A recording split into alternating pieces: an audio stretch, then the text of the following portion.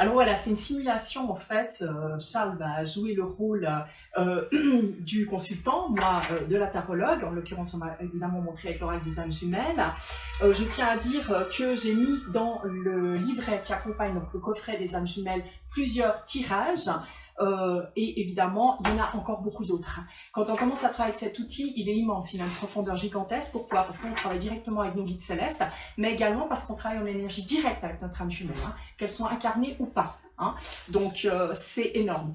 Donc, évidemment, je vais proposer des ateliers aux gens pour apprendre à travailler à fond avec cet outil. C'est vraiment un immense outil de développement personnel en lien avec votre âme jumelle. Alors, je vais vous montrer un exemple du tirage appelé temporel, qui est un des petits tirages. Je vais proposer à Charles, donc le consultant, évidemment, de brasser les cartes tout en pensant à son âme jumelle.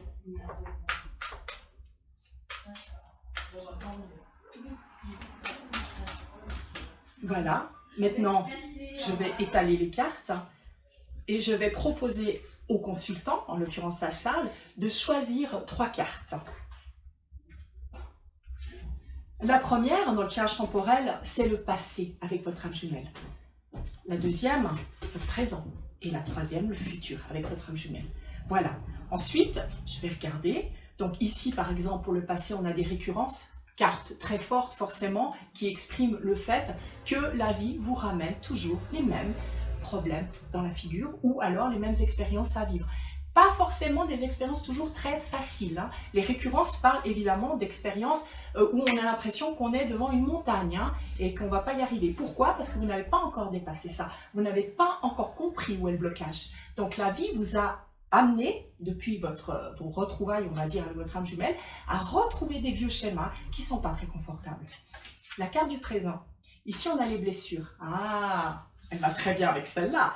Le passé, on se recogne contre la même montagne et le présent, on est dans une souffrance. C'est-à-dire qu'on est de nouveau en train d'examiner et de revivre des blessures karmiques. Là, on parle bien de quelque chose de très très ancien.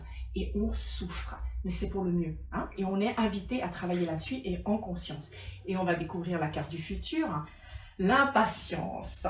Alors évidemment, moi qui connais bien Charles, je peux que rire. Tu es quelqu'un d'impatient, tu es comme moi. On a en commun qu'on est des êtres très impatients, donc forcément je peux que rire.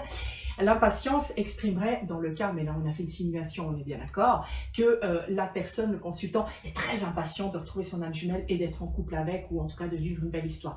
Patience. Pour les âmes jumelles, le temps n'existe pas. Comment est-ce qu'on peut parler de temps alors qu'on cherche notre moitié depuis la nuit des temps?